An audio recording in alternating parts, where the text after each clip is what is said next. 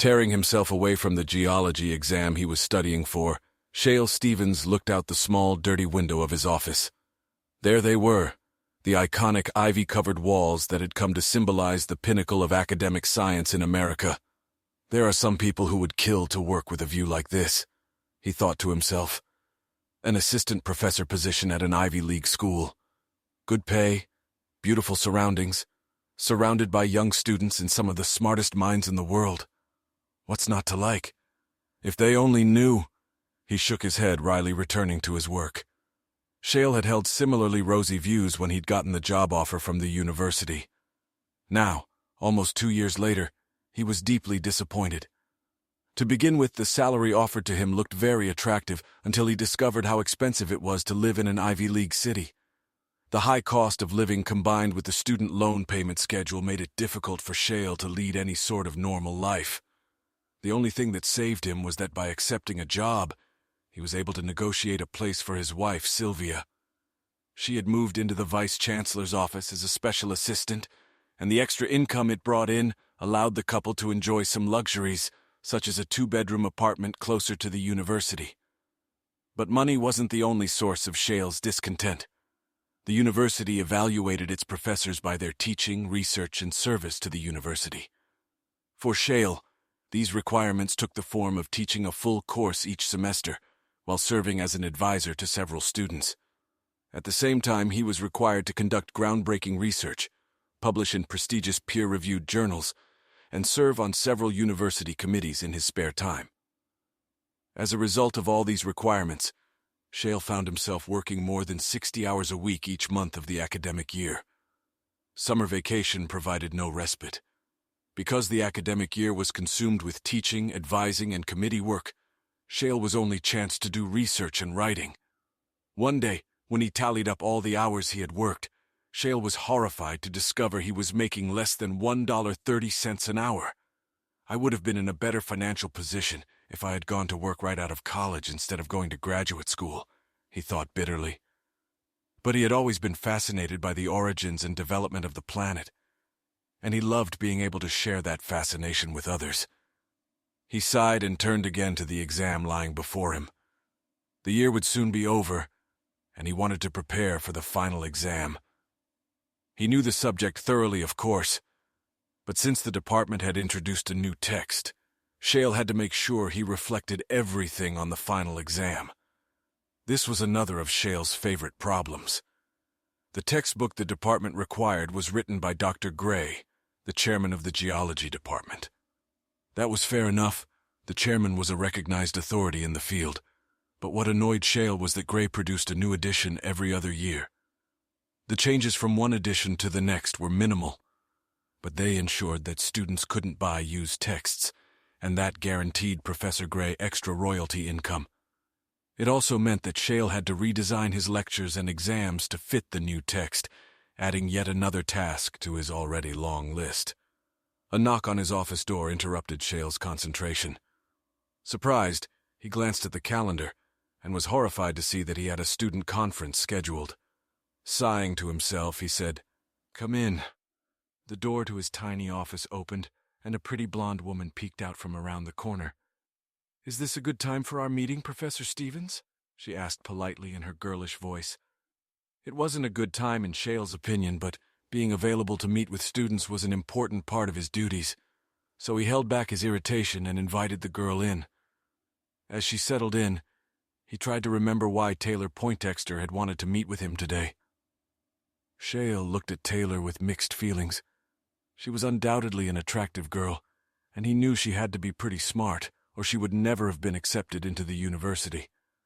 But in terms of his class, she was a bad student who spent most of her time tweeting, or on her Facebook page. No wonder he thought that she was failing classes. "What can I do for you, Miss Poindexter?" he asked politely, though he was sure that was exactly what she wanted. Many students chose geology to take the science exam because they thought it would be easier than chemistry, biology, or physics. Shale was annoyed to learn that introduction to geology was commonly referred to as rocks for jucks in the student body. Usually students didn't learn the truth until early in the semester. The physical history of the planet is a difficult and demanding subject. Of course, Taylor quickly moved on to listing the problems with her grades in his classes and self-justifications for her performance. Then, she got to the heart of the reason for her visit. "Professor Stevens, is there anything I can do to improve my grade?" she asked, looking him over with a glare. "I really can't afford to fail your course." Shale suppressed his impatience and said softly, "Really, Miss Poindexter? The best thing you can do is to study a little harder for your exams. I know geology is not your passion, but it deserves more attention than you have given it so far. But there's so much to learn, and besides, final exams won't help my previous grades. Isn't there some special project I could take on? Maybe something I could do for an extra grade?" she asked slightly. "Are you sure I can't do something that will convince you to give me a better grade for your course, Professor?" She purred to him. As Shale fidgeted awkwardly in his chair, trying to think of an answer, the door to his office swung open, and two young women jumped out into the doorway. Shale looked up and saw his assistant and her roommate smirking. "Aren't we supposed to be discussing the lesson plan now, Professor Stevens?" the blonde asked slightly. "What?" "Oh yes, Annika, you're right, I forgot," Shale muttered gratefully. Turning to the girl sitting on the couch in front of him, he hurriedly said, "I'm sorry, Miss Poindexter, but I have a conflict right now. We're going to have to reschedule." Taylor stood up abruptly and looked at the two women standing in the doorway. "It's okay, Professor, but I'd still like to do something for extra credit, so let me know." She walked past the two women, clearly unhappy that her plans had been interrupted. When she left, Shale breathed a huge sigh of relief. "Good thing you two showed up in time. That woman was trying to seduce me into giving her a better grade. Never before has a female student tried to bribe me like that."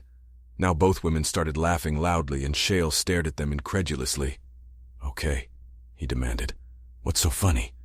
Annika Mortensen, blonde, and his assistant smiled broadly. "Okay, we'll come clean. I noticed on your calendar that Taylor had an appointment for today, so I figured you needed to be rescued. She has a reputation for trying to oversleep the entire faculty." Mosa Pianar, Annika's roommate, chimed in. "Yeah, and the talk on campus is that she's already had success with several professors. That's why we decided you needed to be rescued. Anyway, you two set me up," Shale said, folding his arms in mock anger. "The least you could have done was warn me about her in advance." "What? And miss the confused look on your face like that?" Mosap asked cheerfully. "Not to mention the bulge on your pants," she added with a smirk. Shale looked down at himself and quickly sat down at his desk in embarrassment. Trying to hide his embarrassment, he hastily continued. "Still, I'm glad you two showed up exactly when you did. It's scary to come face to face with an ogre," he said with a smirk. When the laughter subsided, his expression became more serious. "Unless we really need to discuss something, you two get out of here and let me finish learning this stuff. I need to finish and then get out of here in time to get home and get cleaned up. There's a faculty reception at the president's mansion tonight, and I don't want to be late for it." Smiling and waving, the two women departed, continuing to giggle with each other, and Shale couldn't help but chuckle as they walked away. Annika had been assigned to him at the beginning of the school year, and she had been much more helpful than he had expected.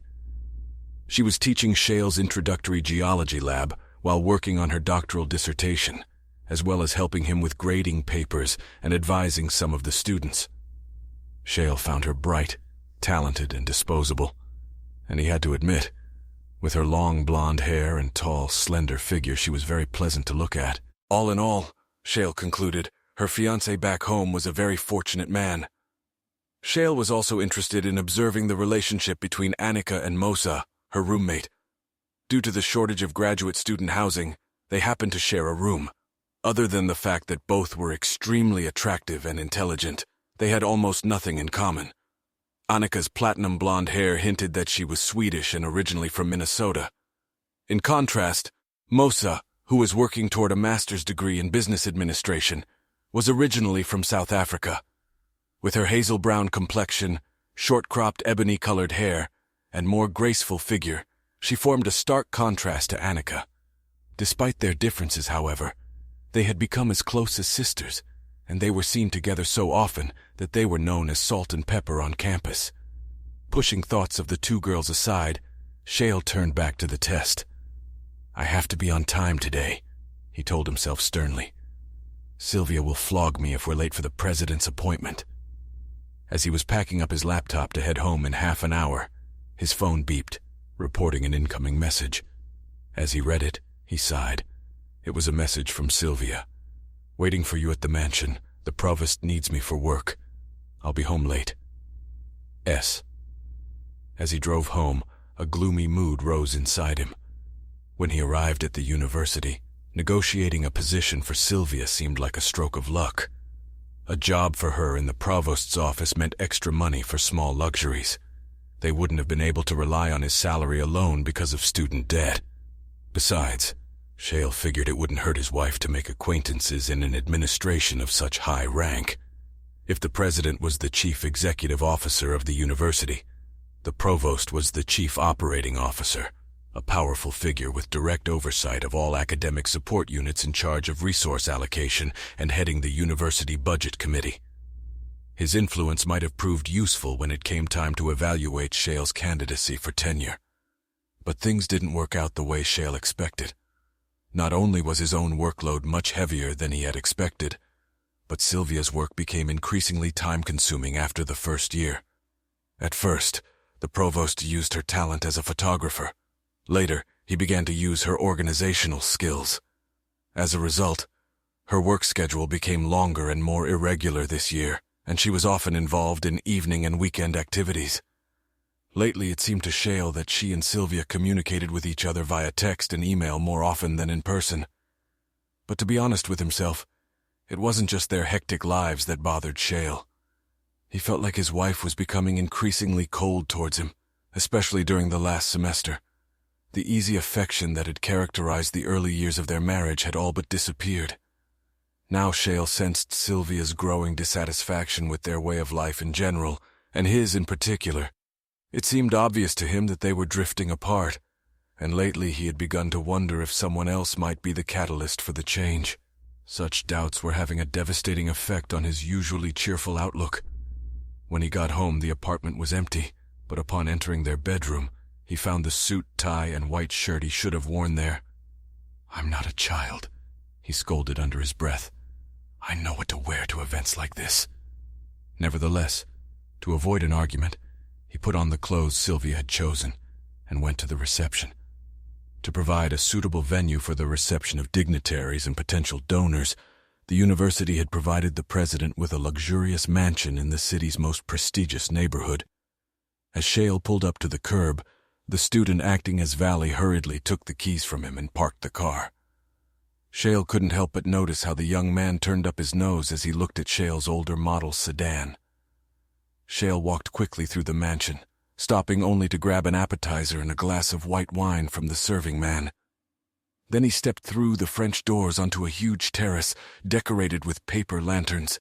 Making his way through the crowd of faculty members and their spouses, he went in search of Sylvia. When the crowd parted for a moment, he saw that she was sitting across from him, engaged in a passionate conversation with Eric Solva, the vice-rector of the university. Shale felt the acid rise in his stomach when he noticed Solva's hand on Sylvia's waist. Then Sylvia noticed him and said something to her boss. When the provost turned around and saw Shale approaching, Solv hurriedly backed away from Sylvia and extended his hand to Shale, who reluctantly shook it. "Very glad you could come here today, Shale," the provost said smoothly. "Sylvia has told me many good things about you and your research." Shale glanced at Sylvia, but she kept her expression neutral. He returned his attention to the provost and thanked him for the implied compliment. Finished with the formalities, the provost continued easily. "I hope you won't mind if I take your wife away for a while tonight. She has proved so capable that I don't know what I would do without her." With no further apology, the provost turned and led Sylvia away, and Shale was left standing still, trying to think of an appropriate response. Glancing over her shoulder, she gave Shale another puzzled look before continuing her conversation with Solva. This brief exchange seemed to crystallize all of Shale's resentments and suspicions. Sylvia had not said a word to him, had not even acknowledged his presence. Instead, Shale thought, she focused all her attention on the man who was her boss and unknown to her. He twisted angrily in his seat and nearly ran head-on into the host and hostess of the evening, Magnus Jefferson, the university president, and his wife, Margaret. Jefferson had already made academic history by becoming, at 43, one of the youngest men ever to hold the presidency of a major university. He was tall, with thick dark hair accentuated by gray at his temples, which made him even more distinguished. If a casting director ever wanted to play a university president in a movie, he'd pick someone who looked like Magnus Jefferson, Shale thought with annoyance. The president's wife was what he called beautiful. Margaret was also the daughter of one of the university's biggest donors. There was gossip among the faculty that their marriage was more like a union of royalty than a love story between a guy and a girl. For a moment, Shale froze, embarrassed by his accident and not knowing what to say. But Jefferson avoided the awkwardness by smoothly taking Shale's hand. Dr. Stevens, said the president warmly, "I'm very glad you could come today.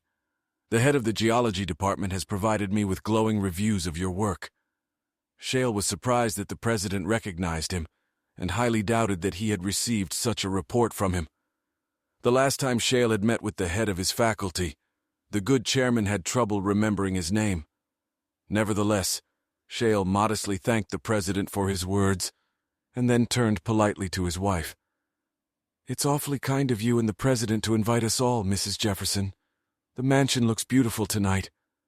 The First Lady of the university only nodded graciously, but Jefferson couldn't allow silence to reign. "It's the least we can do," the president exclaimed fervently. "As I've said many times, this university is only as strong as the quality of the faculty." Shale recalled the president using the same phrase in another speech when talking about alumni, so the president's words didn't impress him. But he pushed those heretical thoughts aside, smiled, and thanked the couple once again.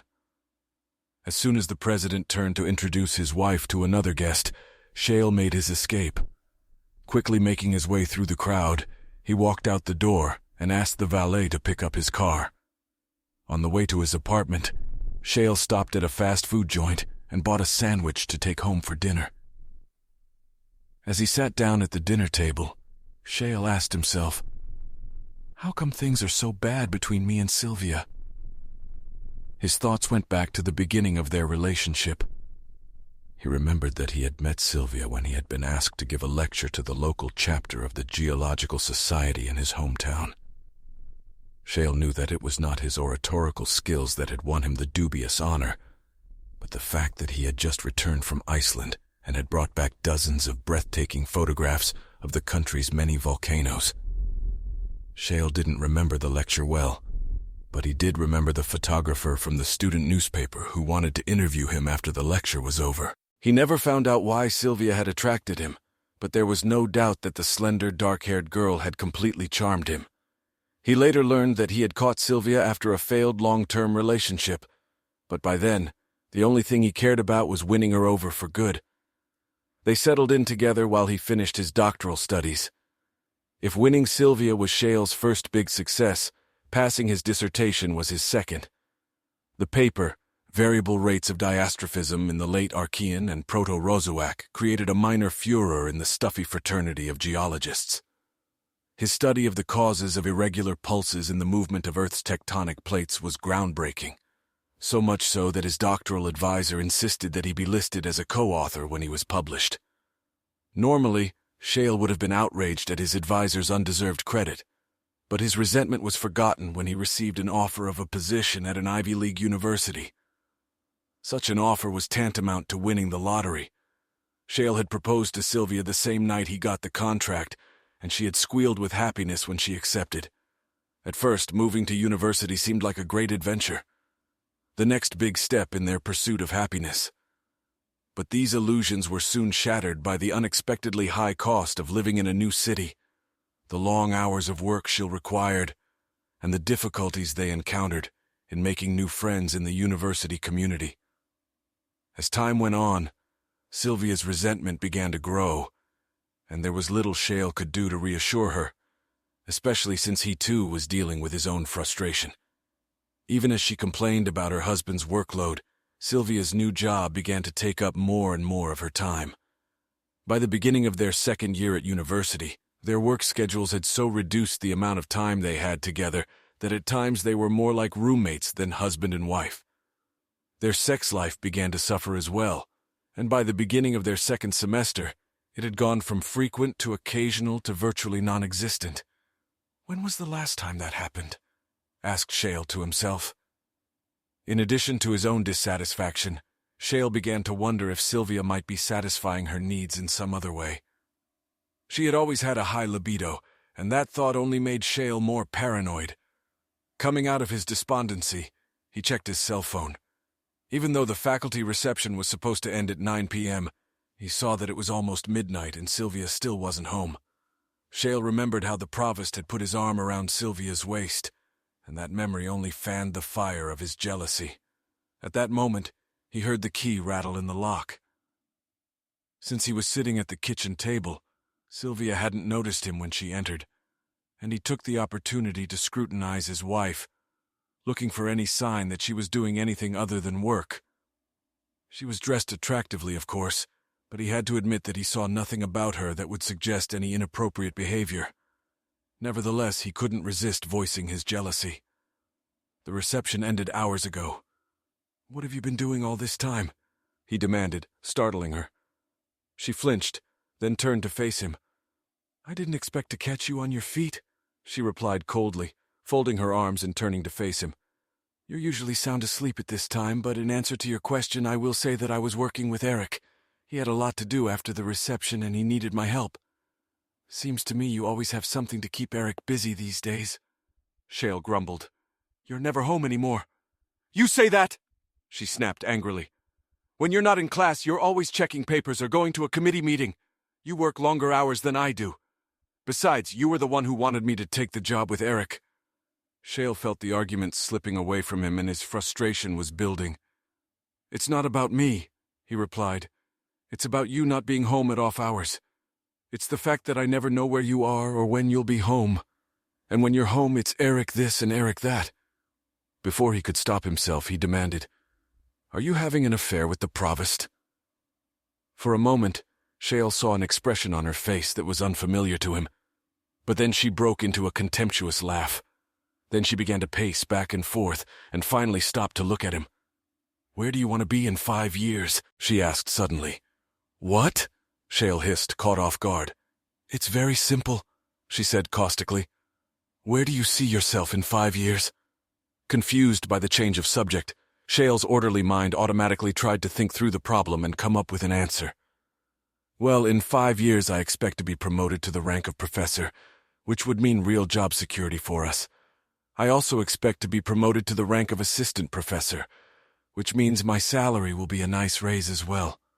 We'll bring in so much money that you won't have to work anymore if you don't want to. We'll even be able to start a family," he added hopefully. But Sylvia's only response was a curve of her lips that hinted at a chuckle. "Have you ever thought about becoming an administrator?" she asked. "What? No. Why would I want to do that? Being a professor is what I've been striving for all my life. I love geology, and I love research. Why would I give that up for an administrative job?" he asked, genuinely perplexed. "Well, for one thing, it would be much more prestigious," she replied. "You'd be working with the real driving forces of the world, not stuck all day in a lecture hall or dusty lab." "I don't see where you're going with this, Sylvia," Shale said. "Teaching at the university is something we've always talked about. It's what we've worked together for. I thought you wanted that kind of life too. I know the last year or two haven't been easy for us, but things will get better," he added, trying to put optimism in his voice. She stared at him in silence for a few moments. Then she sighed and said, "Never mind. I'm tired, and I have to get up early for work tomorrow. I'm off to bed." With those words, she turned and walked down the hallway toward their bedroom, leaving Shale standing still in bewilderment. "What does all this mean?" he asked himself as he cleaned up the kitchen. When he finished and changed, Sylvia was already in bed, pulling the covers over herself. Shale climbed into bed beside her and turned out the light. He didn't even try to touch her. It was obvious to him how she would react. When he woke up the next morning, Sylvia was already gone. Since he only had afternoon classes that day, he had time to eat breakfast before heading to the university. As he started going through the papers at his desk, the conversation he had with Sylvia the night before kept popping up in his mind. What was that nonsense about my goals and expectations? He wondered. And where did that line about working in administration come from? As he thought back on it, he suddenly realized that Sylvia had never given him a straight answer to the question that had started the whole conversation. She never denied that she was having an affair, he thought suspiciously. At that moment, Moza peeked out from around the corner. "Professor Stevens, may I interrupt you? Annika asked me to bring you the lab report you requested." Shale looked up, and the sight of the pretty young woman lifted his spirits for a moment. He invited her in. "Thank you, Moza. I really appreciate it." Suddenly he was overcome with worry. "Is Annika all right? She's not sick, is she?" "In love," Moza replied with a wide grin. "When I left her, she was on the phone with her mother, carefully planning the details of her wedding. It's a wonder that girl can do anything else right now." "Well, let her enjoy it while she can," he replied. "The honeymoon won't last forever." "Uh-oh," said Moza quickly. "Do I detect in that remark any discontent on the Stevens home front?" Shale mentally censured himself for letting his misgivings creep into the conversation. The last thing he wanted to do was involve Moza and Annika in his personal problems, so he quickly tried to brush off her concerns. No, it's fine. I was just trying to make an unfortunate joke about how quickly time passes. Anyway, you're very kind to do that for her and for me." Moza left the subject. "All right, Professor. I'll leave you out of the way and you can get back to work. Have a good day." And with a wave of her hand and a smile, she departed. He managed to get through the afternoon class without incident, but the somber mood returned in full force when he got back to the office. He needed to go over a draft of the Dean's Committee on the status of adjuncts report, but there was no way he could concentrate. So when Perry Ryan stopped by and offered him a beer, Shale happily put the report aside. The two of them found a quiet table at a tavern near campus and ordered a mug each. Shale was glad of Perry's company and wanted to know what the older man thought of his problems. Perry was also an assistant professor in the geology department, but he was a few years older than Shale. Although they might have been rivals for tenure at some point, Perry welcomed the new man and had been friendly since the day Shale had come to the university. In fact, Shale thought, Perry was probably his only friend on the faculty. Both men had young and attractive wives, and both professors had tried a couple of times to forge friendships between the pair. But for some reason, Sylvia didn't hit it off with Camille, Perry's wife. And since their wives set the social agenda, the only time Shale and Perry got together was for a beer or two. Shale wondered if part of the problem lay in the fact that Camille was an adjunct professor. He had never really thought about adjuncts, but after serving on the Dean's Committee, he began to understand why there might be problems. Although the word adjunct professor sounded impressive, and although 3/4 of the university's faculty were adjuncts, they were little better than indentured servants. The university paid them the equivalent of minimum wage for each course they taught, and Shale was amazed to learn that they received no benefits. They were like highly educated temporary workers, with no status or job security. If too few students enrolled in a course an adjunct was teaching, it could be canceled on the first day of class, and the adjunct would be unemployed overnight.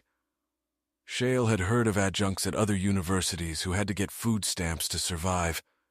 Considering how poorly adjuncts were treated and how low they were valued, Shale thought it was no surprise that Camille might feel uncomfortable socializing with other professors and their wives. But today, Shale had other concerns. After a little pointless chatter, Shale leaned closer to his friend and said, "Listen, Perry, I've got a situation at home and I need some advice." With those words, he began to voice all his frustrations and concerns about Sylvia. "I think she may be having an affair with the provost," he concluded. Perry looked around anxiously. "Don't say things like that where other people can hear," he said in a low voice. "This campus is full of faculty and students who like to gossip, and every one of them is armed with a camera phone and a Facebook or Twitter page. Allegations like this could spread like wildfire and cause a lot of trouble." He took a sip of beer. "Besides, It seems unlikely to me that Sylvia is acting behind your back. From what you've said, it's obvious that you guys are going through some bad times in your marriage, but every marriage goes through that. In any case, all you have are doubts and unproven suspicions. If you accuse Sylvia of cheating, you'll only drive a wedge between the two of you that will be very difficult to heal. But let's assume you're right. Let's assume that Sylvia is cheating on you. Is it really such a big problem? Wouldn't it be better to turn a blind eye to it than to destroy your marriage? If it comes to divorce, your finances will take a hell of a hit. Wouldn't it be better to keep a low profile until she gets out of it than to pay years of alimony until she remarries? Shay looked at him in amazement. Are you saying I should just ignore it and pretend it didn't happen? That's exactly what I'm saying, Perry replied calmly. It's just sex.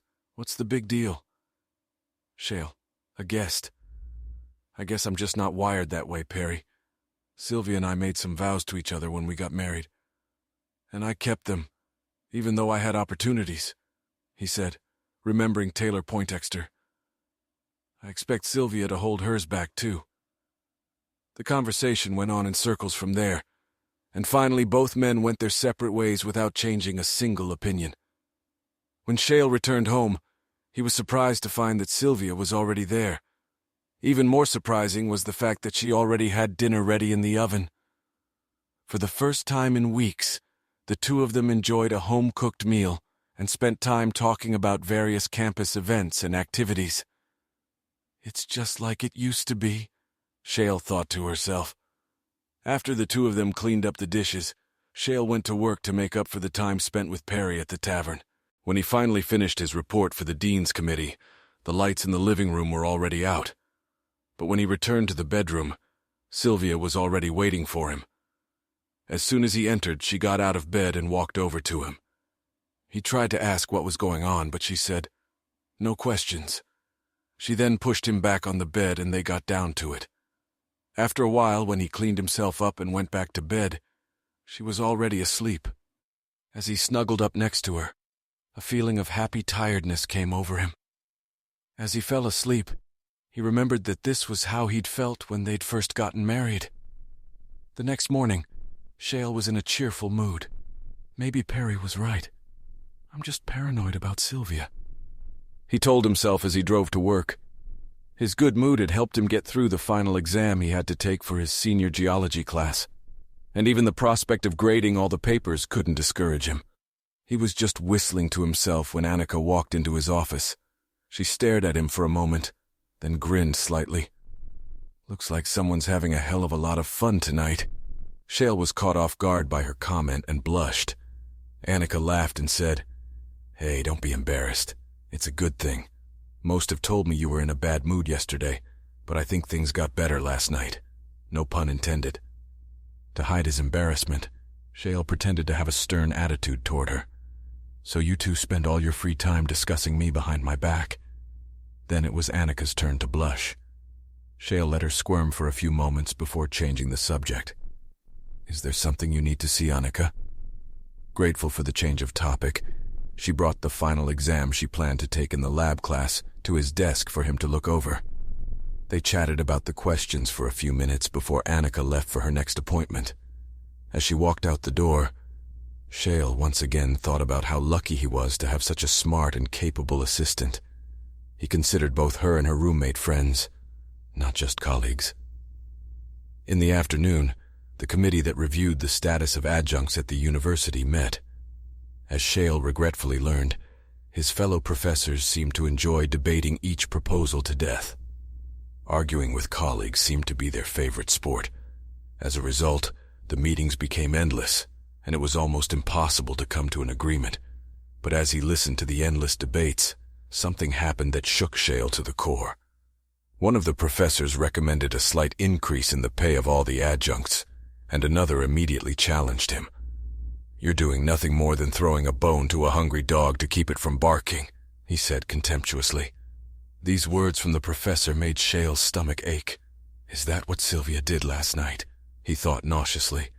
Maybe she threw me a bone to distract me from what she was doing behind my back. That's probably why she didn't want me to make love to her. It was all for show. As he sat there pondering, his smartphone suddenly started vibrating. When he pulled it out, he saw that he had just received a message from Sylvia. "Working L8 tonight. Don't get up." As he stared at the screen, the text seemed to taunt him. If someone had asked him to summarize what had happened for the rest of the meeting, Shale wouldn't have had a clue. He sat there, immersed in emotions that changed from anger to sadness to misery, and back again. When the meeting finally ended, he immediately headed back to the privacy of his office to try and make sense of what was going on. "I can't believe this is happening to me," he groaned as he sat in the darkened room. "If Sylvia isn't having an affair, she's acting like this. But how can I know for sure? She won't admit it, and I can't prove anything. I don't want to ruin my marriage if I'm wrong. Besides, a divorce would be a financial disaster. But if she's cheating on me, I'll never be able to look past it like Perry suggested." He shook his head disappointedly. What am I supposed to do? After fruitlessly circling the same mental path for a while, Shale's stomach reminded him that he hadn't eaten anything since lunch. He glanced at his phone and was surprised to find that it was late. Remembering that he wouldn't be able to fix anything at home quickly, he decided to allow himself the luxury of eating out. "Maybe I'll feel better if I'm amongst other people rather than constantly alone," he thought. He stopped by a pub frequented by students and sat down in a chair and ordered a burger and fries. Normally he tried to stick to a healthy diet, but in his current mood it seemed inappropriate. Then, he was halfway through dinner when suddenly his phone rang, making him wince. He wondered hopefully if it was Sylvia calling, but the display showed an unknown number. When he answered, he didn't recognize Mosa's voice at first, and when he realized who it was, she was speaking so fast he could barely make out a word. Mosa, slow down. I can't understand you, what's wrong? It's Anika Shiel. She's hysterical. I've never seen her like this. You must come at once. I don't know what to do. What's wrong, Mosa? Why is she hysterical? He asked urgently at the same time, pulling out his wallet to pay for his food. It's her fiancé, the girl replied in a frenzy. He dumped her. He canceled the wedding. Anika is out of her mind. Please come. Shiel, he muttered under his breath. Listen, Mosa, I'm at a pub near campus right now, so I'll be there in a few minutes. I'm on my way out. Hold on tight. Throwing the bill on the table, he jumped out of the pub, ran to his car, and hurried to the student dormitory. When he got off the elevator and knocked on the apartment door, Mosa must have been standing right there because she opened right away. Shiel was shocked at the appearance of Mosa. Her pretty face was contorted with fear. Her eyes were red, and tears were streaming down her cheeks. It was obvious that she was highly distressed, almost panicked. He grabbed her shoulders to reassure her. Where is Anika now? He asked, and she pointed down the hallway to the closed bedroom door. She locked the door and won't let me in, Mosa replied, panting. Okay, before I go back in there, tell me what happened, Shiel said, trying to keep his voice as calm as possible. It was about half an hour ago, Mosa explained. He called her on the phone. The son of a bitch told her he'd found someone else and the wedding was off. I heard Anika screaming and I ran over there. She was sobbing hysterically. She said her life was over and she wanted to die. Okay, let me talk to her and try to calm her down. He let go of Mosa and started to walk down the hall, but Mosa grabbed his arm. She's got a gun, Professor. I think she's going to kill herself. Where did she get a gun? He asked in horror. She's had it for a long time, said Mosa. Her father gave it to her for protection. Should I call the campus police or 911? Shiel's stomach rumbled, and he felt his adrenaline levels spike. But he tried to remain calm. No, don't do that. An official record of a suicide attempt could ruin her future prospects. And I don't want that to happen if I can help it. Just take a seat over there away from the road and keep your cell phone handy just in case. Mosa's eyes widened. She nodded and stepped back. As Shiel walked to the bedroom door, he heard Anika sobbing and wailing. Just in case, he stood back up and knocked on the door. At first nothing happened, but when he knocked again, this time more loudly, Anika sobbed. Go away. Leave me alone. Anika, it's me, Professor Stevens, it's Shiel. Anika, please let me in. The sobs turned to whimpers, and he heard footsteps approaching the door. The knob creaked and then the footsteps moved away. Hearing nothing else, Shield gingerly tried the knob, and when it turned, slowly pushed the door open. Annika stood opposite him on the other side of the bed. In her hand was an automatic pistol, which she waved in his direction. "Who else is there?" she demanded. "There's no one here but me and Mosa, Annika," he said soothingly. "You'd better put the gun down. You scared poor Mosa half to death." Her tears flowed again. "No, I won't. My life is over.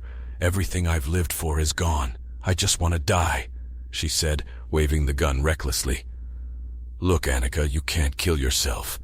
There are too many people who need you and care about you."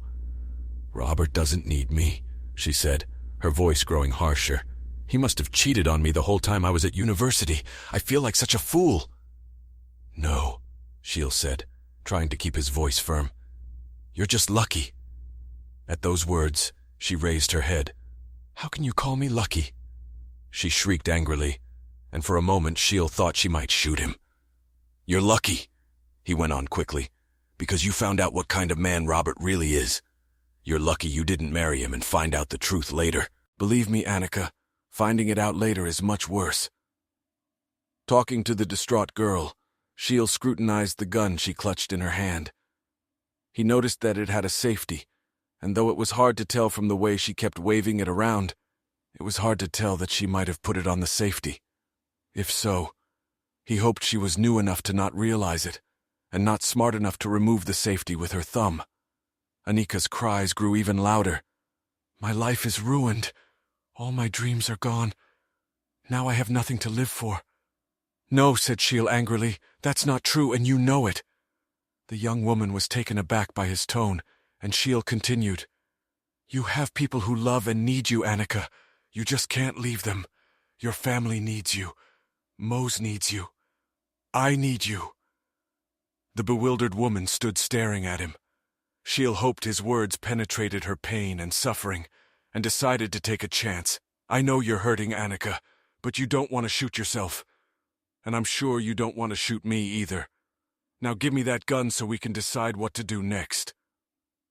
With those words, he carefully walked around the bed and walked toward his assistant, holding out his hand for the gun. She looked at him uncertainly, and the gun shook. Then she dropped her hand to her side and broke into another fit of tears. Shield reached out quickly and snatched the gun from her unmoving grip.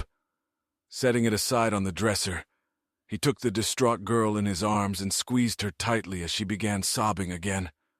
Looking over his shoulder, he called out to Mose, who quickly appeared in the doorway with a frightened expression on her face. "I think she'll be all right," he reassured her, and the South African quickly ran over to them and hugged them both.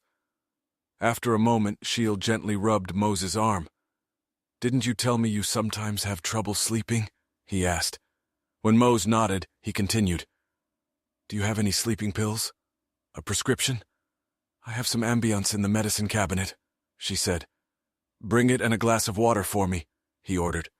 When Mose returned, he took the pill and the glass and held them out to Annika.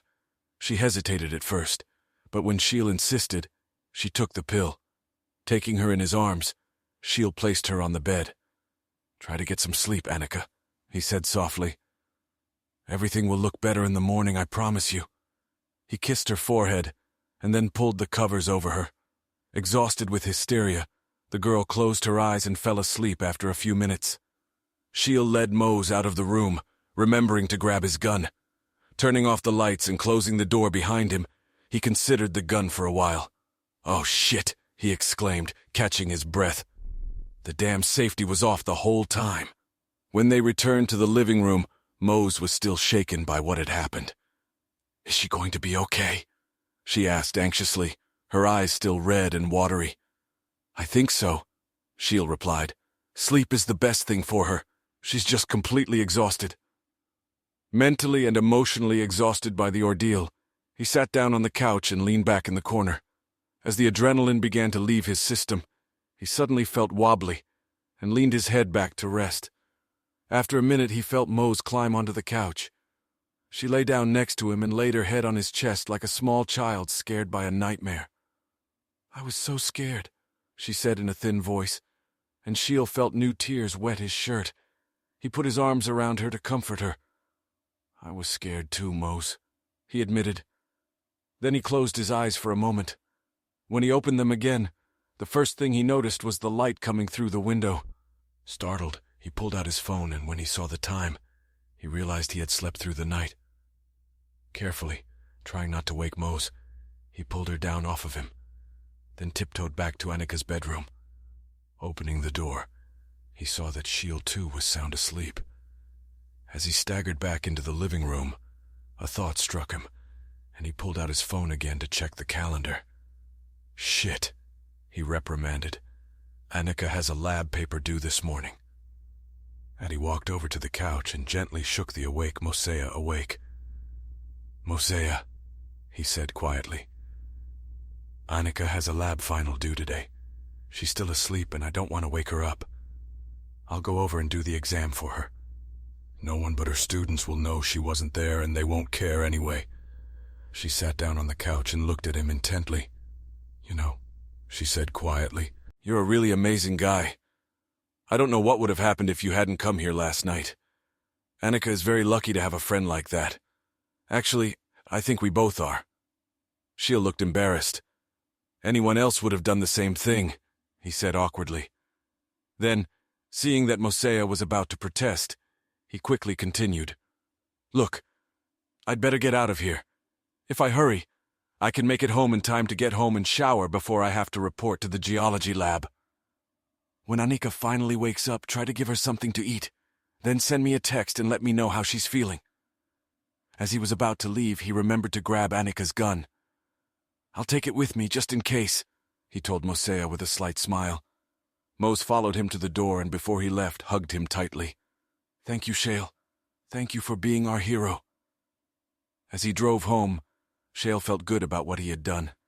But when he remembered everything that had happened, he shook his head in horror. "What was I thinking, trying to grab a loaded gun out of the hands of a hysterical woman?" he asked himself. "Sylvia won't believe what happened." As soon as he thought of Sylvia, all his marital troubles came upon him.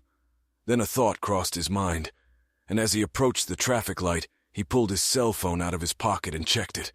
When he saw that it had no record of Sylvia's calls last night, his mood soured further. "What the hell? I was out all night and she didn't even call to check on me. Didn't she know I wasn't home, or did she just not care?" Once home, he quickly showered and changed his clothes. Before heading to the university, however, he looked around their apartment. No one was sleeping on the bed, and the kitchen was untouched. As far as he could tell, Sylvia wasn't there either. Where the hell was she last night, he asked himself, and what was she doing? As he watched Annikas's class labor over the final lab work, the same questions echoed in his head and resentment grew. Perhaps there was some innocent explanation for his wife's absence, but there was no way he could think of one. When the exam period was over and he had collected all the exams, he returned to his office and decided to start checking them immediately. Luckily, most of the questions were multiple choice or fill in the blank, so he figured this task wouldn't take too long. He was already halfway through the test papers when a text message from Moza popped up on his phone. "She's awake. Still miserable, but calmer now. I think she'll be okay." Shale typed a confirmation and went back to his exams, greatly relieved that Annikas's crisis seemed to have been averted. He had just finished grading the last exam when he heard a quiet knock on the door. Looking up, he saw Moza's pretty face peeking out from behind the doorframe. He quickly waved a hand at her. "Is something wrong?" he asked anxiously. "No, I think Annikas is fine," she replied. "I just wanted to stop by and bring you a little thank you gift." Shale started to protest, but Moza pulled her hand out from behind her back and revealed a bag of food. "I figured you didn't have time for breakfast and you probably haven't had lunch yet. I couldn't let you starve to death, could I?" Shale thanked her for her concern and eagerly began devouring the sandwich she had brought. While he ate, Moza told him about Annikas and her mood after waking up. "It will take some time," she concluded, "but I think she will recover. But you know what her biggest problem is right now?" When Shale looked concerned, Moza smiled broadly.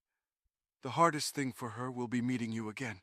She's ashamed to death of the way she acted, and the fact that you saw her completely out of control. She really thinks well of you, and it kills her that you saw her like that." Shale was relieved that Anarchus was okay, but saddened by her reaction. "That's silly, Moza. Everyone needs a friend's help from time to time. I'm glad you and I were there to help Anarchus when she needed it. Tell her she has no reason to be ashamed." Moza got up to go back to the dorm to check on her roommate, but stopped at the door. "If anything, you really are a hero in my book. I think you were incredibly brave to go in there and take the gun away from Anarchus in her state of mind. And despite what you said, I don't think many people have a friend who would help the way you did. You're a very special guy." Before Shale could think of anything to say in response, she smiled broadly and hurried out of his office. Shale shook his head. He didn't feel like a hero, but Moza's words still gave him a warm feeling. When he returned to his desk, his good mood quickly faded away. He may have already finished grading the exams for Anarchus lab courses, but now he had to do all the exams for his own courses. Unlike the lab exam, many of the questions on his tests required essay-type answers, which took much longer. He sighed and pulled the top blue book from the stack. By the time he finished grading the exams for the first of his courses, a faint light was streaming through his office window and his stomach was rumbling again. "I might as well work on the rest at home. I can probably find something edible there," he told himself. Plus, to be honest, he wanted to see if Sylvia was back. When he got back to their apartment, Sylvia wasn't there, though Shale had seen signs that she'd been there earlier. The door to her closet had been left open. A towel thrown on the floor indicated that she had showered, and in the washing machine, he found a load of laundry that had been run in the wash. All of these things struck him as suspicious, but none of them were conclusive proof of infidelity. He sighed in frustration and went to make himself a sandwich. Then he plunged into his work. A few hours later, Shale was startled by the sound of a key in the front door lock, and he looked up to see Sylvia walking past the kitchen door, heading for the bedroom. When he headed after her, he found the bathroom door closed and heard the shower running. Another shower? He asked himself. That made his blood pressure go up a few notches, and he stared at the closed bathroom door in frustration. After waiting a few minutes, he gave up and went back to his studies. After a while, he looked up and saw Sylvia standing in the doorway, dressed in a robe and pajamas. Well, she said wryly. "I kept wondering if you were coming home. Who did you spend the night with last night?" "Caught off guard," Shale mumbled. "It wasn't like that. One of my students had a crisis and I had to help her." "And what did you do? Rob her at gunpoint?" asked Sylvia, holding out Anarchus' gun. "No, of course not," replied Shale. "She was dumped by her fiancé. She was going to kill herself." And he faltered. "It's a long story." "Of course, Shale, I believe you," she said mockingly, carefully placing the gun on the tabletop. Her tone stirred up all the anger and resentment that had been building up in Sheila, and he stood up abruptly and pointed the gun at her. "Never mind me. Where have you been all night?" "Oh," she answered nonchalantly. "I worked late and fell asleep at my desk." He stared at her incredulously. "Do you really expect me to believe that? Believe what you want?" She replied nonchalantly. "That's what happened." "I think you spent the night with Eric Solve," Shale objected hotly. "That's exactly what I think." She shook her head and sighed theatrically. "We've been over this before, Shale, and it's getting tiresome. What made you think that?" "Look, Sylvia, you have to admit that things have gotten strained between us. We hardly ever see each other. You disappear all night and don't even call to let me know your whereabouts. We haven't made love in ages. Wait a minute, mister. We only made love a few days ago, or don't you remember? Well, okay, maybe. But it seemed to me that we didn't make love, but rather, you threw me a bone to keep me quiet." Shale objected hotly. Sylvia folded her arms and frowned at her husband. "Just listen to yourself, Shale. You say we never see each other, but you're the one who's immersed in university stuff all the time. You accuse me of not keeping in touch, but you could have tried calling me last night and telling me where you were. From my perspective, the problem is you, not me. You're having fun doing your little docent job, and you don't care at all what I want or need. In my opinion, you have the nerve to make wild accusations for which you have no evidence." She shook her head and sighed again. "Now I'm tired and I'm going to go to bed." With those words, she turned on her heel and left for the bedroom, slamming the door behind her. Hearing the click of the lock, Shale headed after her, intending to kick the door open. But he stopped himself and froze in the hallway in impotent anger. If Sylvia called the police and blamed him, his career would be over. That said, he understood that he hadn't imagined it, and anyone would agree that Sylvia's behavior was highly suspicious. But he also realized that she was right. He had no proof. And worse, he thought, she almost dared him to do something about it. But what could he do? He didn't have time to follow her, and there was no way he could afford to hire a private investigator. What if he hired one and found nothing? Would that prove she was innocent? He didn't believe it, but logic told him he should at least consider the possibility. He turned and walked back toward the kitchen. Seeing the stack of remaining exams, he sighed. Not today, he thought. I just can't look at them now. In frustration and exhaustion, he turned off the lights and went out into the living room to sleep on the couch. When he woke up the next morning, his body was stiff and sore. I have to stop sleeping on couches, he said bitterly to himself as he tried to stretch his stiff muscles. Returning to the bedroom, he found the door open and Sylvia gone. He shook his head. Once again, he didn't know what she was doing, where she was going, or when she would be home, if at all. I just can't go on living like this, he said to himself. He took a quick shower, got dressed, and packed up all the exams, intending to return to grade them in his office. He knew he had no choice but to finish them all today, no matter how long it took. The university had made it clear to the faculty that turning in all grades by the deadline was mandatory. Failure to do so is a serious offense that can and will be taken into account in the tenure decision. When he reached his office, he closed the door and got to work. He had been poring over the blue books for a couple hours when he heard a timid knock on the door. He sighed and said, "Come in." The door opened, and the slender figure of Mosa appeared on the threshold. "I know you're on a deadline, Shale, so I won't be long. I just wanted to bring you some food. I thought you might need it."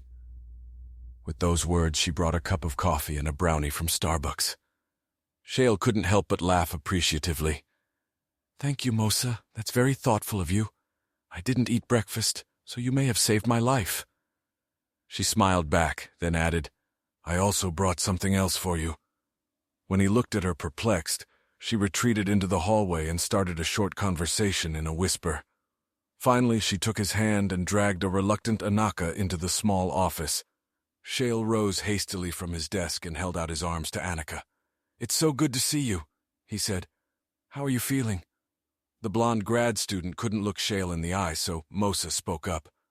"I kind of forced her to come to you. She kept saying she was too embarrassed." Shale understood immediately.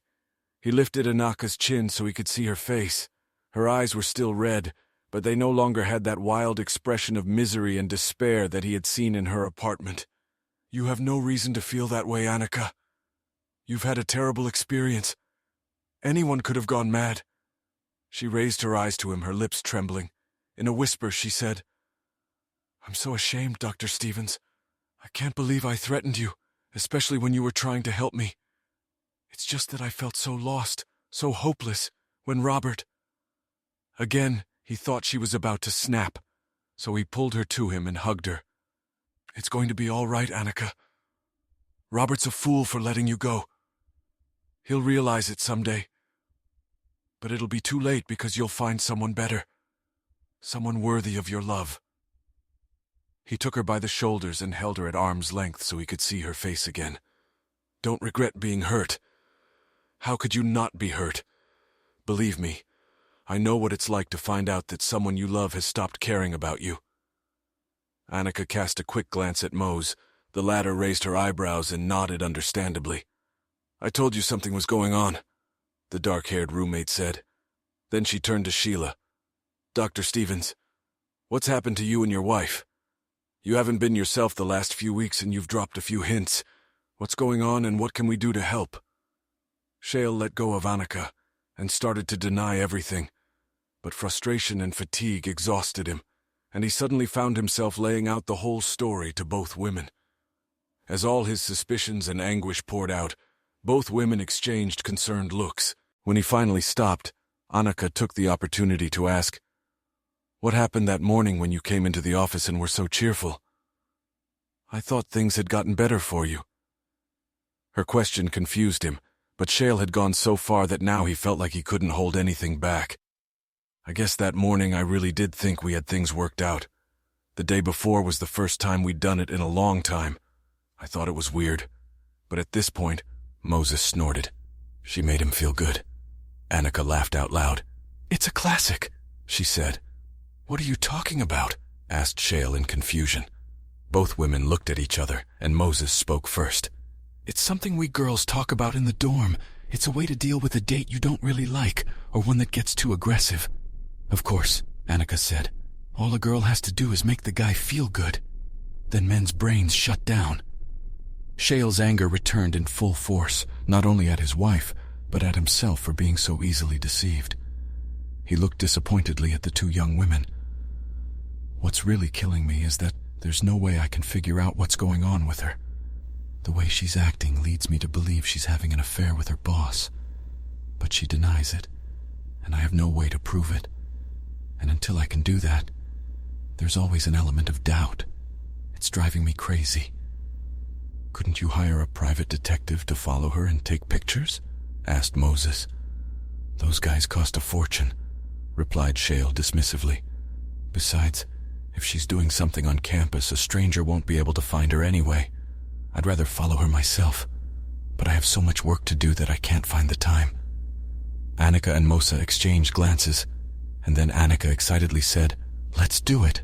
Mosa and I know what Sylvia looks like, and we know this campus like the back of our hands. Next time you think something's going on, we'll be your detectives." "No, absolutely not," declared Shale emphatically. "I'm not going to get you two involved in my business. Besides, if the wrong people see you and start asking questions, it could cause problems for both of you." "Okay, then how about this?" suggested Mosa. "We won't break into buildings or eavesdrop at keyholes. We'll just keep an eye on her, see where she goes, and let you know. At least that way you'll know where to look if you want to check out what she's up to." "Please," Annika pleaded. "You've done so much for me. Let Mosa and I do something for you." "I don't know," Shale said. "I'm still thinking." At that moment, his phone beeped for an incoming message. When he read it, his face darkened. He lifted the phone so they could both see Sylvia's message. "Don't wait up for me 2 nights. She's doing it again," he said angrily. "We're only 3 days away from graduation. What could she possibly have that makes her work late?" He stared at Mosa and Annika. Disappointment reflected on his face. "Okay, if you really want to play detectives, follow her while I finish grading exams. When I'm done, I'll call you and fill in for her. I have to get to the bottom of this, but I'll be the one taking the risk, not you two." "Deal," said Mosa, and to Shale's surprise, the two of them leaned over and kissed him on the cheeks. "Now get back to your exams, Professor," Annika admonished him, "and leave the detecting in our safe hands." The two women left, chatting animatedly about what they needed to do to find Sylvia and follow her. Turning back to his stack of exams, Shale wondered if he was making a mistake by involving the two women. At least it will take Anika's mind off her problems, he reasoned. It was already dark by the time Shale finished all his exams and entered the grades into the university's online system. After making sure he had done everything necessary, he picked up his phone and sent Annika a text. "What's up? Where are you?" A minute later, the phone rang. It was Mosa. "We're outside Elliott Hall. She just went inside." "I'm done. I'll be right there," he told her. Elliott Hall was the university's administrative building. The gray building, built in the classic Roman style, was 3 stories high. Shale found Annika and Moss waiting for him under a huge maple tree on the front lawn.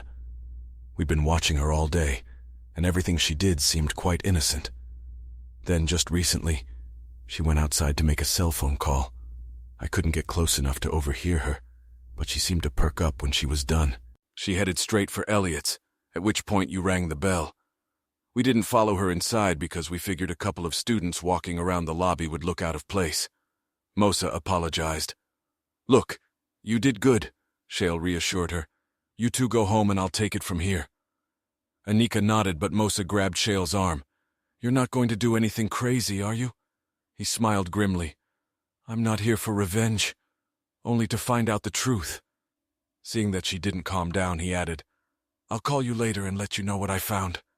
She reluctantly let him go, and both young women headed across campus toward the graduate student dormitory, looking back at him apprehensively.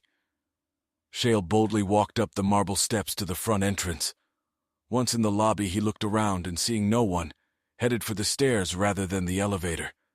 He was familiar enough with the layout of the building to know that the provost's office was in one wing of the top floor and the president's office in the other. If Sylvia was there with the provost, he didn't want the sound of the elevator to alert them. Reaching the third floor, he poked his head out of the stairwell and checked to see if anyone else was around. The corridor was empty, so he tipped out to the door to the provost's suite, careful not to make any noise on the marble floor. When he leaned against the door to the reception area, it opened easily to his surprise. Looking inside, he saw that no one was working behind the counter. He hesitated, unsure of what to do next, when he heard a woman moaning from behind a door with a brass plate reading Provost's office. He strode silently across the carpeted floor and pressed his ear against the door, trying to determine exactly what was going on inside. He heard the woman's moan again, followed by a grunting sound accompanied by the slap of flesh against flesh. Anger flared up in Sheila, and he started to press his shoulder against the door to rush inside, intending to catch his wife and her boss in the act. But he remembered his promise to Mose and instead opened the door wide enough to peek inside. As he expected, the provost was pouncing vigorously on Sylvia, who was lying face down on his desk, her long brown hair covering her face. Solvay's eyes were closed as he straddled her hips and thrust into her with such force that the table shook. His grunts sounded to Shale like the sounds a wild boar might make, but it was obvious that Sylv was enjoying every second of it. Taking a risk, Shale pulled out his smartphone and set it to video. "Now I have proof," he thought bitterly as he opened the door a little more and started recording. As he watched, the provost reached down and grabbed Sylvia by the hair, throwing her head back. But something was wrong because Shale suddenly realized that the provost's mistress wasn't Sylvia at all. For a moment he was confused, and then he drew back sharply, suppressing a sigh. Now he knew who the woman was. It was Perry's wife, Camilla. He carefully closed the door so that no sound could be heard and stepped back. What he witnessed not only surprised him, but left him utterly confused. If Solveig is having an affair with Camilla, then perhaps Sylvia has been telling the truth all along. But even as he felt the prick of doubt, he remembered his wife's dismissive attitude and her inexplicable absences. I couldn't have imagined all this. What the hell is going on? He wondered, slipping out of the provost's suite and into the hallway.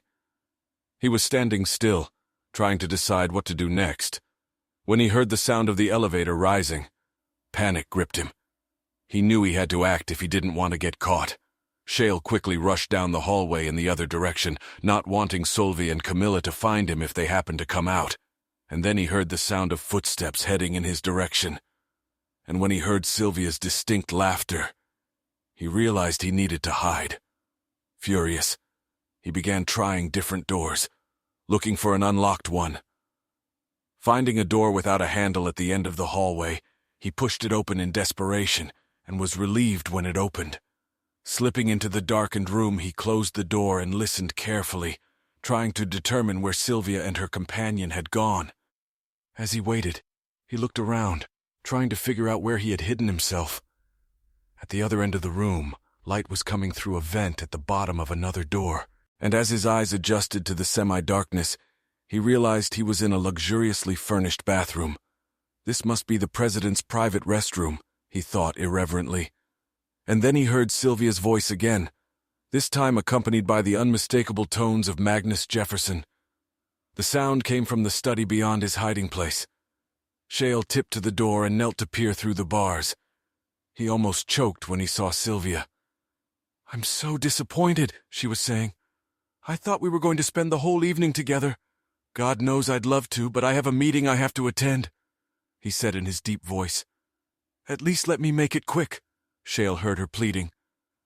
"Very well," he said, "but you'll have to leave in 10 minutes so I have time to get ready." 10 minutes is all I need," she said, hoarsely. With those words she began to entertain him. Shale's fleeting hope that Sylvia might actually be faithful had long since faded away. But when he learned the truth, he still became furious. How long can I give her the benefit of the doubt? He thought bitterly. He grabbed the phone again and started recording through the blinds, knowing that this time Sylvia wouldn't be able to lie.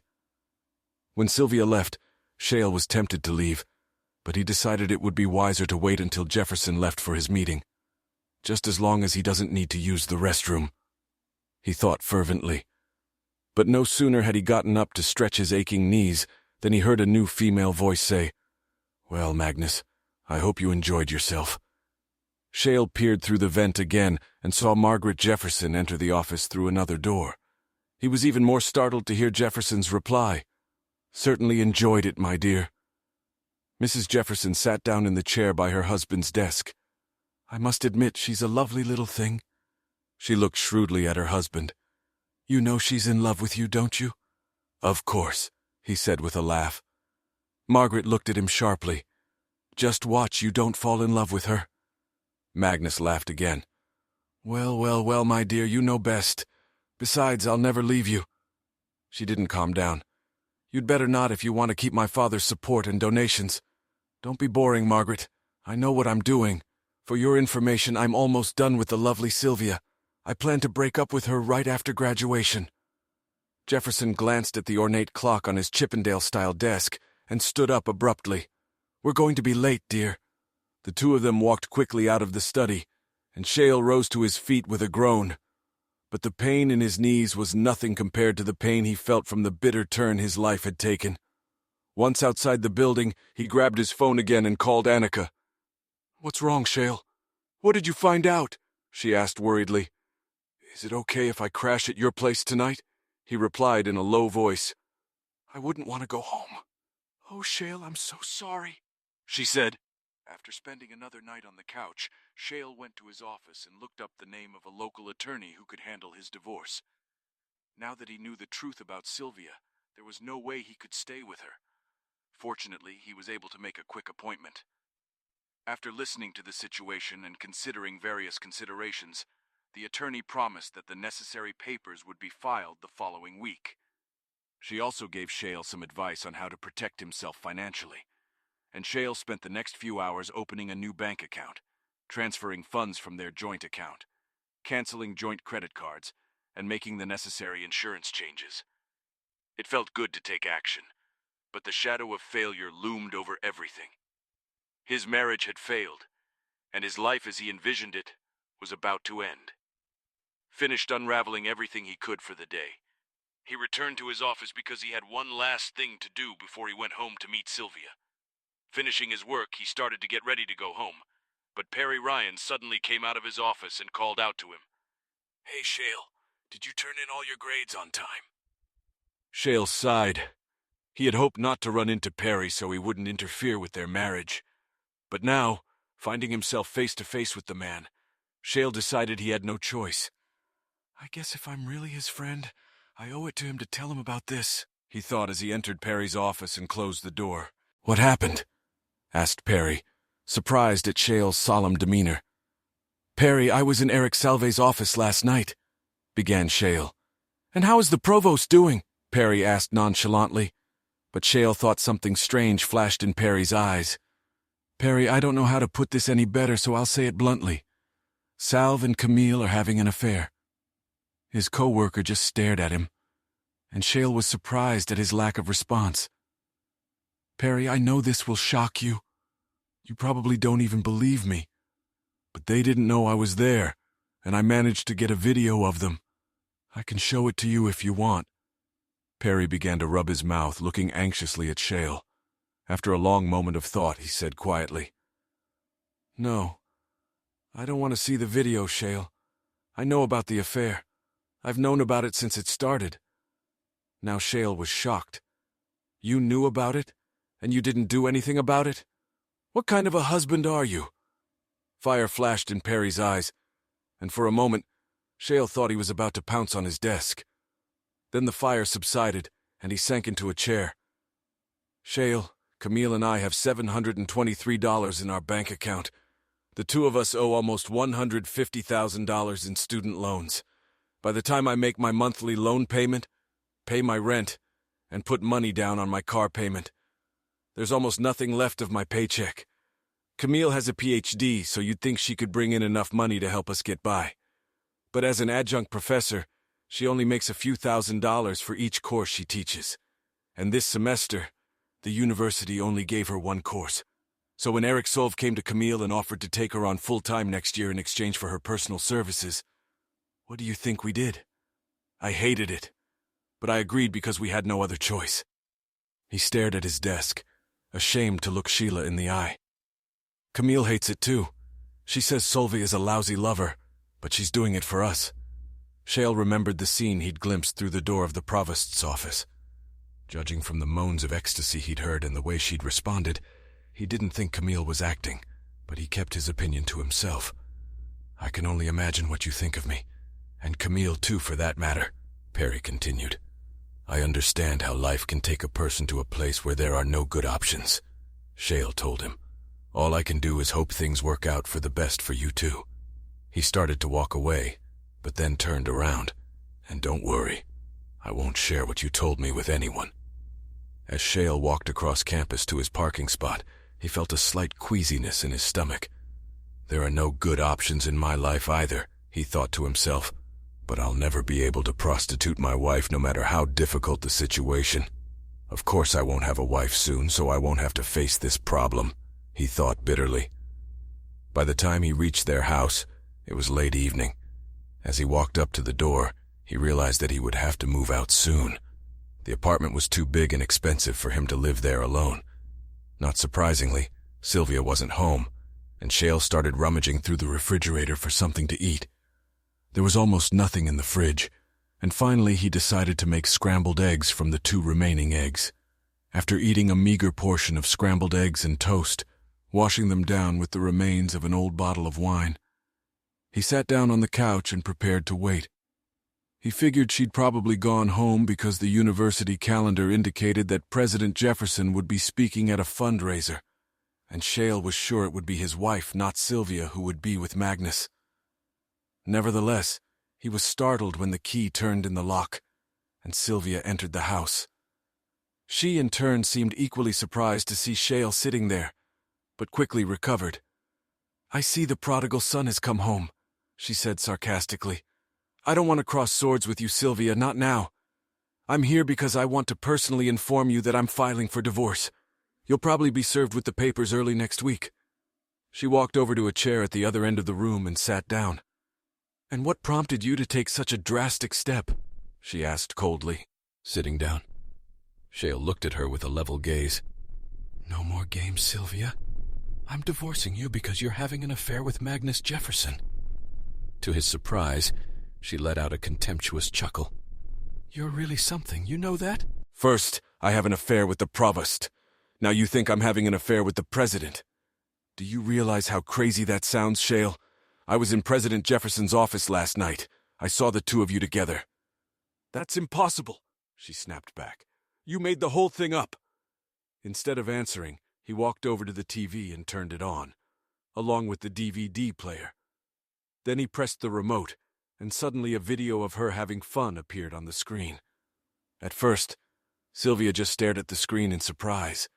When she realized what she was seeing, her face turned pale. But when Shale stopped the video, she began to act defiant. Aren't you a tough detective? She grinned. You're proud of yourself. No, he said. Now I'm just curious. What's the matter, Sylvia? I thought we had a good marriage. I thought we had the same goals and dreams. How did we get to this point? He asked, pointing to the frozen image of Sylvia. Do you really want to know? She asked, her face contorted with anger. Everything changed when I started working for Eric. It didn't take me long to realize that the people in the administration looked down on the teachers. He made fun of their quirks, petty rivalries, and obsession with things that don't matter in the real world. To people in the administration, faculty members are nothing more than spoiled, overeducated people. When I started working at Magnus, I started meeting the real movers and shakers. Billionaire donors who fund the university, captains of industry who offer big research grants, government officials who need advice. These are the kind of people Magnus talks to every day, while you're stuck in a dusty lab teaching board students the difference between sedimentary and igneous rocks. Worse, I realize that you're enjoying all this, that you'll be content to bury yourself for the rest of your life. The closer I worked with Magnus, the more I admired his drive, ambition, and influence. When we became lovers, I saw a way out of your pathetic world into something much bigger and better. Shay looked at her as if she were some unknown specimen under a microscope. Was this really the woman he had married? Had all this jealousy and insecurity he was all alone? Or had it only manifested itself since they'd arrived at the university? I guess it doesn't matter either way, he thought sadly. She shrugged dismissively. If you want to file for divorce, be my guest. You'll just save me from having to do it myself. All it means is that Magnus and I can be together much sooner. He plans to leave his wife right after graduation, and as soon as the divorce is finalized, I'll be Mrs. Magnus Jefferson. He stared at her for a moment. Then in an even voice he said, "There is something else you need to see." With those words, he pressed the play button again, and now Margaret Jefferson's voice came from the speakers. Shay didn't even look at the screen. Instead, he watched Sylvia's face intently. At first, a look of disbelief appeared on Sylvia's face as she saw and heard the conversation that had taken place after she had left the president's office. As she listened to Jefferson's words, Shay saw her confidence crumble and shock build in her eyes. When the video stopped abruptly, the remnants of her composure disintegrated, and she began to sob. Shay stood up, ignoring her tears. "I'm leaving now. You can stay here tonight, but you'll have to be gone by the time graduation is over. I don't know where you'll go. That's not my problem." He picked up the bag he'd packed and started to head for the door, but then stopped. "I wouldn't recommend trying to get into the president's mansion, though," he said bitterly. As he was heading out the door, Sylvia shrieked. Shay drove back to the graduate student dormitory. When he knocked on the door, Mosa answered quickly and hugged him as he entered. "How did it go?" she asked sympathetically. "Bad, as well as could be expected," he replied. Saturday morning was graduation day. There was a joke going around among the faculty that the only valid excuse for missing graduation was a dead bell. Shay didn't want his hopes of getting tenure to take a hit, so he reluctantly donned the requisite academic regalia. Wearing the golden yellow cape over the black robe that denoted science made him feel like a grotesque bumblebee. But in such matters tradition outweighed taste. When he arrived at the university, the large quadrangle was filled with rows of folding chairs arranged in front of a large platform erected for professors and speakers. Looking up the steep steps leading to the stage, Shay could only hope that none of the newly minted graduates had been hurt trying to climb the final barrier to a diploma. The weather was beautiful, and the quadrangle was quickly filling up with friends and families. A small platform had been erected in the middle of the crowd, on which a videographer was positioned to keep a continuous record of the entire ceremony. A photographer wandered nearby, snapping shots for the university website. Even in his somber mood, the spectacle still impressed Shay. When pomp and circumference finally sounded, the faculty marched up to the stage and took their seats. Shay noticed Perry sitting a few seats away from him, but he steadfastly refused to look in his direction. The graduating classes followed, filling their assigned rows in front of the stage. When everyone finally took their seats, President Jefferson rose to begin the ceremony. Despite his disdain for the man, Shay couldn't help but admire how deftly the president wove tradition and formality with light humor in his opening remarks. "That bastard would make a pretty good political candidate," he admitted. "Heck, it's probably already in his master plan," he thought. The president went on to launch into a lengthy metaphor about the contract between student and university. "Today, the students before us have fulfilled their part of the contract by completing their degree requirements, and we, the faculty and administration, have fulfilled our promise by providing a world-class education," he implored, pausing to emphasize his point. During that pause, a shrill voice close enough to the podium to be picked up by the microphone shouted, "You're lying!" Someone in the crowd chuckled, and Jefferson looked around in amazement, unable to believe that someone had dared to interrupt him. Hastily looking around, he didn't find the source of that shout and tried to continue. "As I was saying, you're lying!" came the shout again.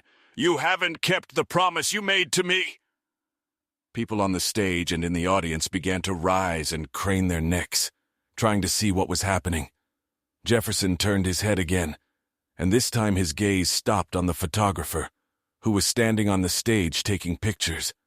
Shay peeked between his two fellow professors to get a better look at what was going on inside. "That's Sylvia," he realized with amazement. She was dressed in jeans and a sweatshirt with her long hair tucked underneath, and holding the camera in front of her face. Neither Magnus nor Shale recognized her. While the president stared at her in shock, she stood up and walked over to him. When she pulled the hood off her head, he too gasped as he recognized her. "Sylvia, what are you doing? This isn't the time or place," he began in a low voice, but the microphone caught every word. With a scream of rage, Sylvia raised the camera above her head and smashed it against the floor of the platform.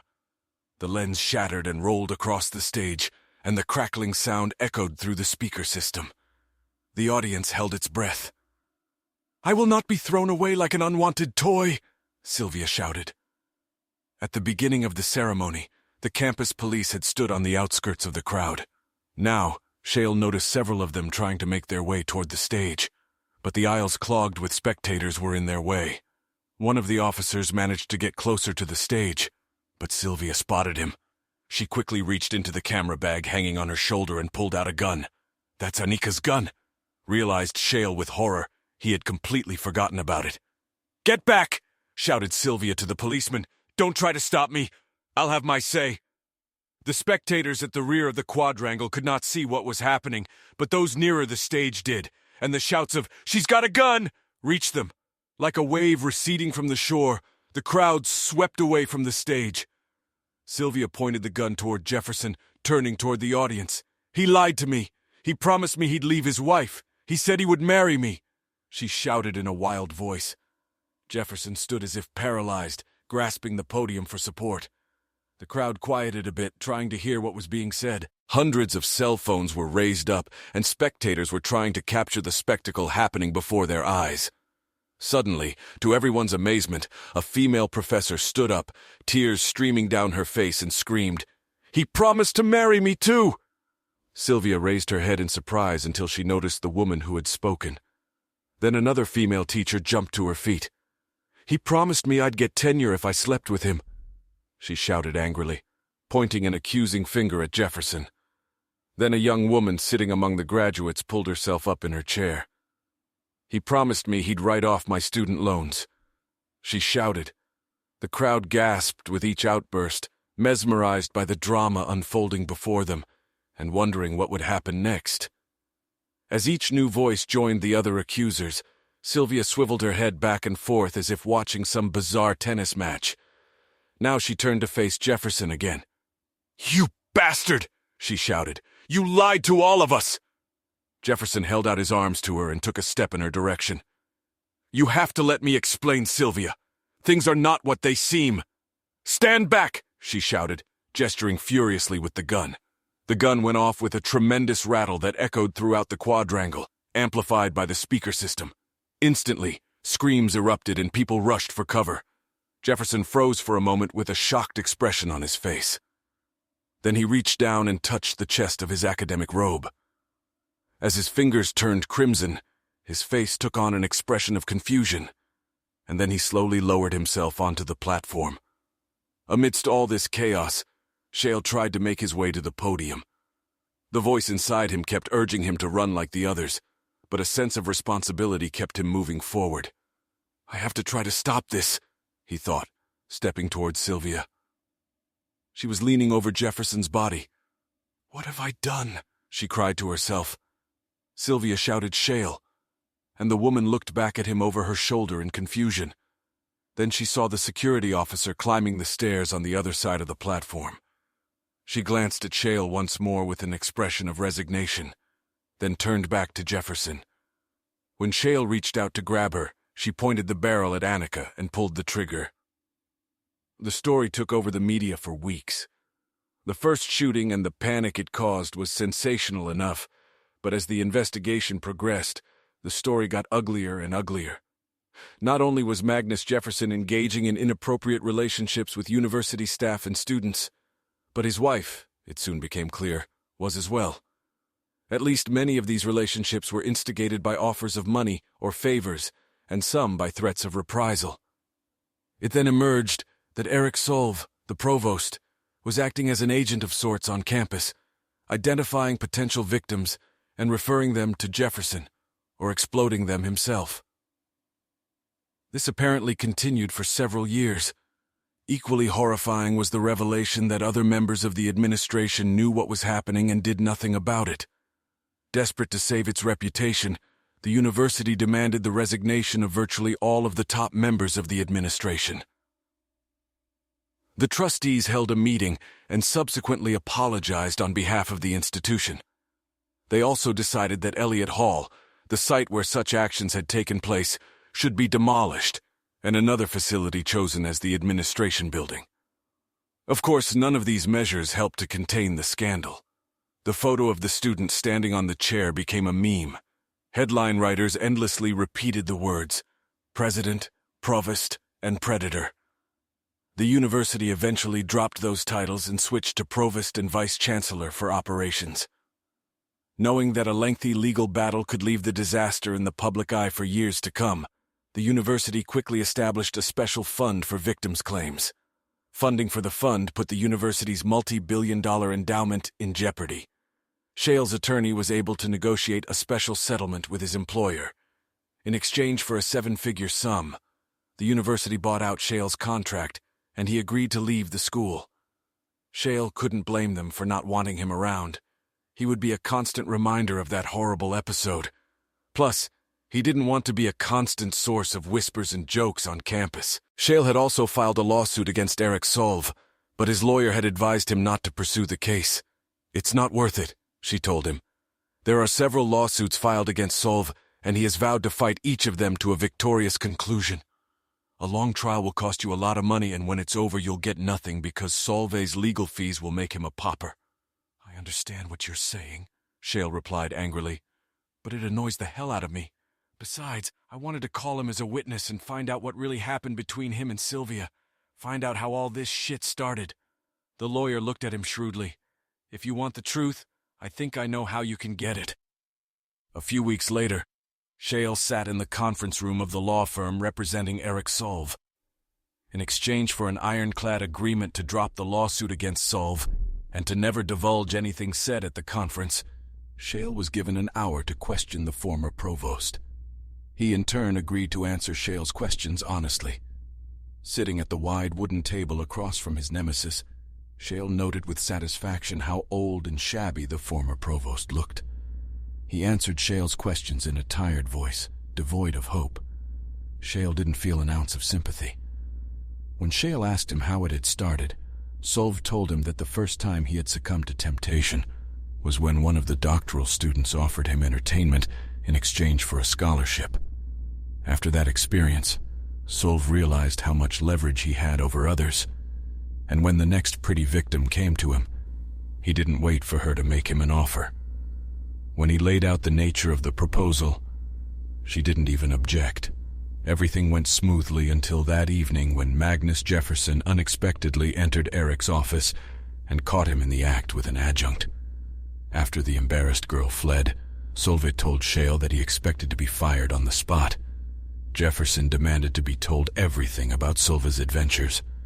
When he finished, the president shocked Eric by saying that he wanted in on the game. But hasn't anyone ever refused or threatened to tell anyone? Asked Shale. Solve looked at him like he was an idiot. Who would take the word of an academically inept academic over the president of a university? He asked contemptuously. Besides, these people were desperate, and we had what they needed: degrees, seniority, scholarships, and all that. No one turned us down. What's more, many of them decided it was a fair trade. Shale couldn't help but curl his lips in contempt. But he had one more question to ask. What I really want to know is, what leverage did you have over Sylvia? How did you get her to become Jefferson's mistress? Solve shook her head. We didn't have to offer her anything. She came to him on her own. Shale could only stare at Solve and clench his fists. He wanted to know the truth, and now he had it. Was he satisfied? No. But the two people he was most angry with were out of his reach. He decided he cared nothing for the man sitting across from him. Solve had nothing but a shameful and miserable life ahead of her. Without another word, Shale pushed his chair away from the table and left the room. It was time to forget about it. A few days later, Perry Ryan found Shale vacating his office. "So you're really leaving," he said. "I thought with the change in administration you'd be staying." "No," Shale said. "The university wanted me to leave and paid me well for it. Frankly, I'm glad to leave too. Too many bad memories. What about you, Perry? What are your plans? I'm going to stay." "Camille and I paid off all our student loans, so life is a lot easier now." Shale looked at him with the corner of his eye as he continued packing. "What about your marriage? Are you going to be okay after everything that happened?" Perry answered quickly. Sure, it's all in the past now. Things are fine between me and Camille." A memory of the last time he had seen Camille flashed through Shale's mind, but he suppressed the image. "Good, Perry. I'm glad to hear that," he said. "So have you found a new position at another university?" continued Perry. "No," Shale said. "I'm not in demand at the big universities. And to tell you the truth, I don't think I'd accept if one of them offered me a contract. I've had enough academia for a lifetime." "So you're just going to leave and lead an idle lifestyle, are you?" "No, I'm going to continue my research. I plan to use the money from the settlement to fund my own geologic expedition." Perry looked at him curiously, and Shale pulled a bound copy of his dissertation from the box he'd packed it in. "Remember my hypothesis about variations in the forces that form the continents? Those variations help explain why different kinds of rocks and minerals are unevenly distributed around the globe." "Of course I remember," Perry said. "So," Shale smiled, "in the past people stumbled upon ores and mineral deposits more or less by accident. But I think I can use my theory to predict where to look for some valuable minerals that people haven't tried yet." Perry looked at him skeptically. "Are you going to look for gold?" "No, but something equally valuable, europium. Europium is the rare earth element that gives television screens and computer monitors their red color. It has many other possible uses, but it is rare and only found in such small concentrations that it requires serious processing to extract it. At the moment, the largest known deposits are in China. But if my hypothesis is correct, I think I can find a new source of europium ore with much higher concentrations of the element." "Sounds like digging for gold to me anyway," Perry said with a smile. "And how long do you think you'll be away?" "I plan to spend 6 months there," Shale told him. The other man shook his head doubtfully. "Well, I wish you luck, but I wouldn't want to take on something like that. It sounds like a hard and lonely existence to me." Shale smiled. "Oh, I don't think I'd be too lonely." Shale carefully made his way down the ledge of the cliff. The moon illuminated him well, but he didn't want to step on a rickety rock, or worse, one of the venomous reptiles that came out to hunt after the sun's warmth subsided. "I was finally able to catch a signal," he said as he reached the campfire. "There's a helicopter picking us up in the morning to take us to the next range. Oh," he added, "I also got a message from Anika. She's back from her honeymoon and wanted to wish us all the best." He sighed and looked at Moss. "I still think she made a terrible mistake going back to Robert. I don't understand how she can trust him after what he did." Mosa shrugged. "I agree. But love makes people do crazy things." Hearing that, Shale couldn't help but think back to the last year of his life with Sylvia. Mosa saw his reaction and immediately realized what he was thinking. She quickly walked over to him. "Oh, Shale, I'm so sorry. I didn't mean to bring up." "No, it's okay." Shale put his arm around her waist. "Every now and then, something reminds me of the bad times, but it doesn't happen very often now. Honestly, right now I'm happy." The girl pulled him closer to her and asked reproachfully, "And what makes you so happy, Professor Stevens?" He smiled at her. "First of all, I'm very happy to be here with you," Mosa chuckled. "And secondly, I'm happy to be as far away from the ivy-covered walls as possible. Thanks for watching. I hope you enjoyed it. So subscribe to my channel and watch the next video.